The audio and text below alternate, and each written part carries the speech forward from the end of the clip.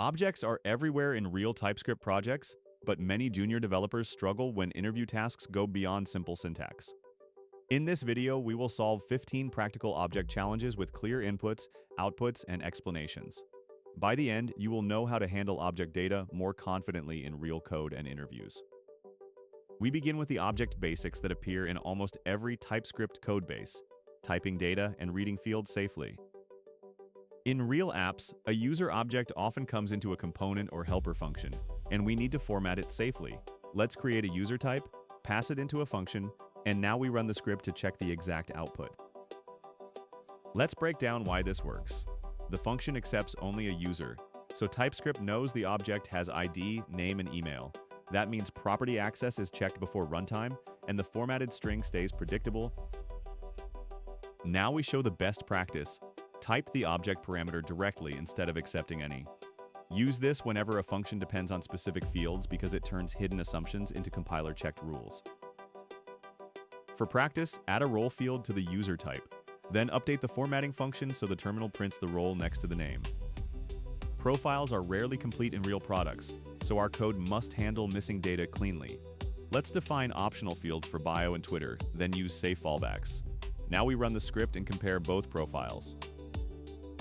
Let's break down the result. Alice has every field, so the real bio and Twitter handle are shown. Bob is missing both optional values, so the fallback strings are used instead of crashing. Now we show the best practice. Use optional chaining and nullish coalescing together for missing profile data. This is better than deeply reading nested properties and hoping every object is complete.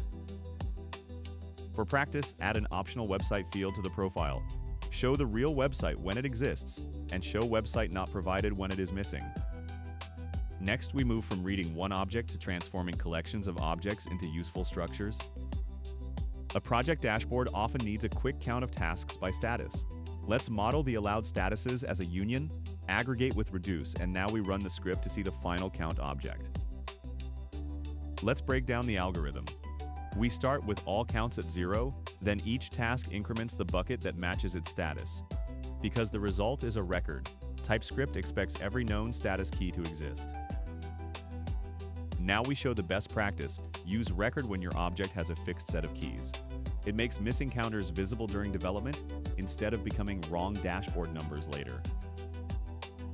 For practice, add a blocked status to the union, then update the starting object so the final result also includes blocked with a numeric count.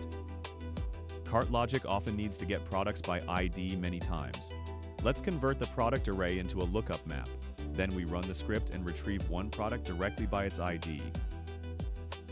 Let's break down the transformation. The reduce function starts with an empty object and assigns each product to a key that matches its ID. Once the map exists, product likeop p-200 gives us the product immediately. Now we show the best practice. Build a lookup object when the same ID search happens repeatedly. It keeps later code cleaner and avoids scanning the full array every time. For practice, rewrite the function so it indexes products by title instead of ID. Then retrieve mechanical keyboard from the new lookup object.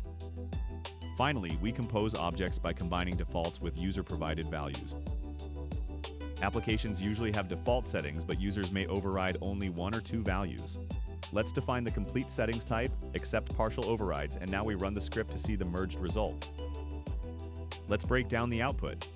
The user changed theme and page size, so those values replace the defaults. Notifications was not provided, so it stays true from the default settings object. Now we show the best practice. Spread defaults first and override second. Use this order whenever user input should win over application defaults.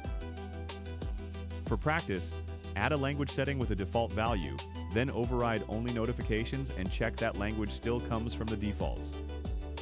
First, we will control what data leaves our objects. This is useful when an internal object has more fields than the outside world should ever see. APIs often work with rich internal objects, but clients should only receive safe public fields.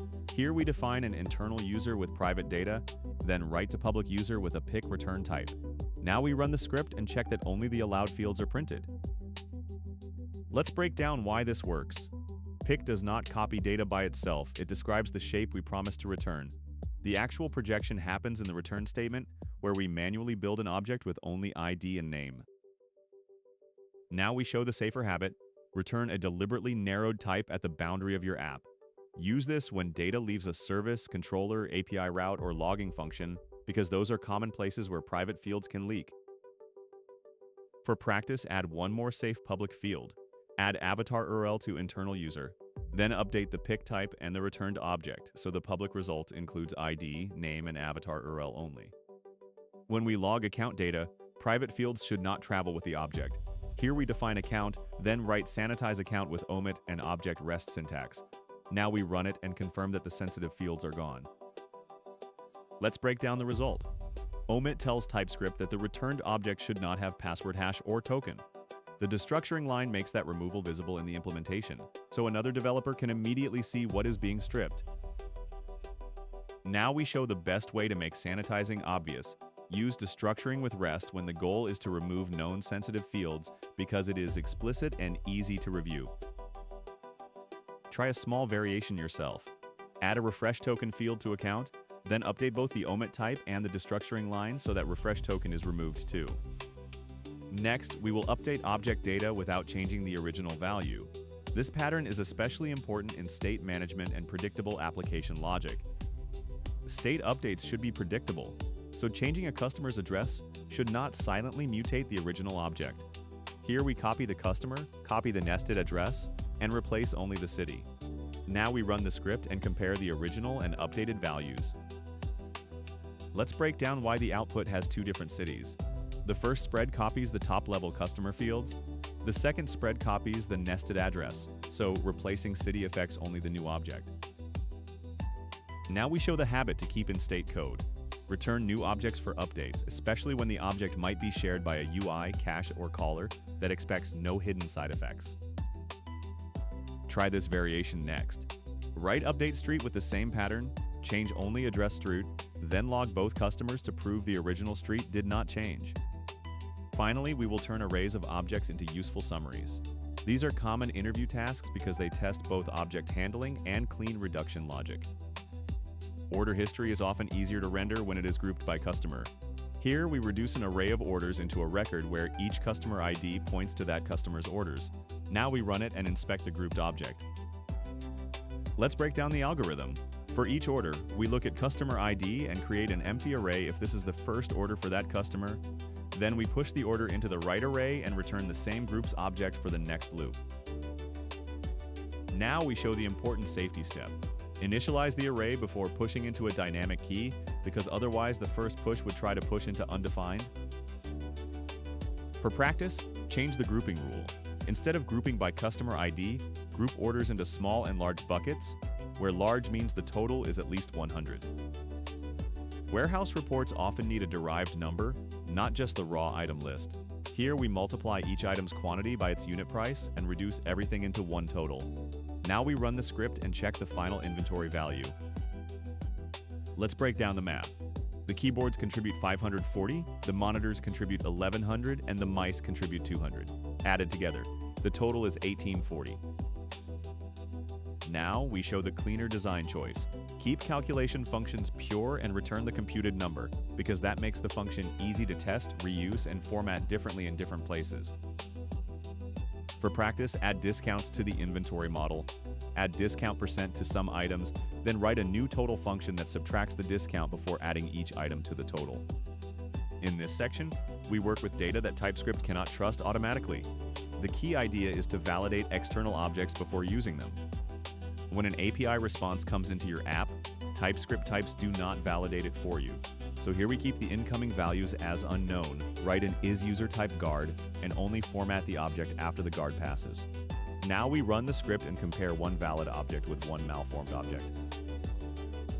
Let's break down why the result is safe.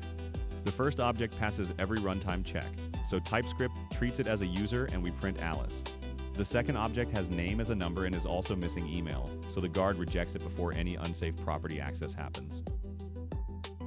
Now we show the safer production habit, use unknown for external data, and narrow it before touching properties. This is better than casting with as user because a cast only silences the compiler, while the guard actually protects the program at runtime.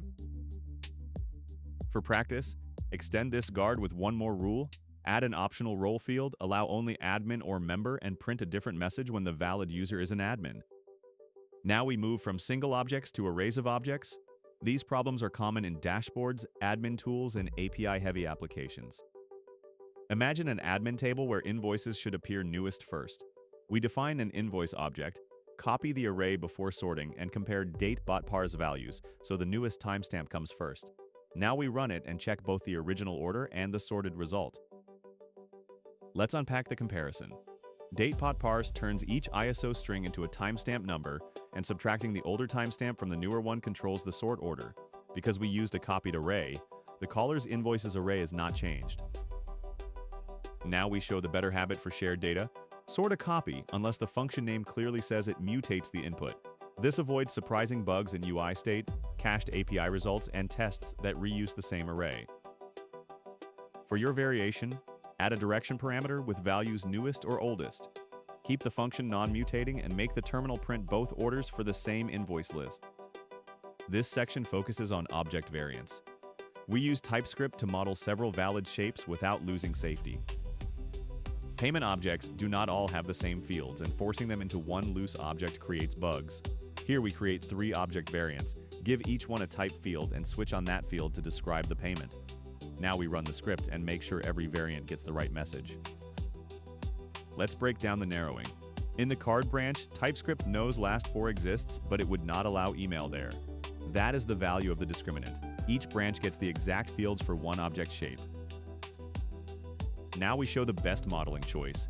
Give every variant the same discriminant name and use literal values. This is cleaner than checking for random field names, and it makes future variants easier to add safely.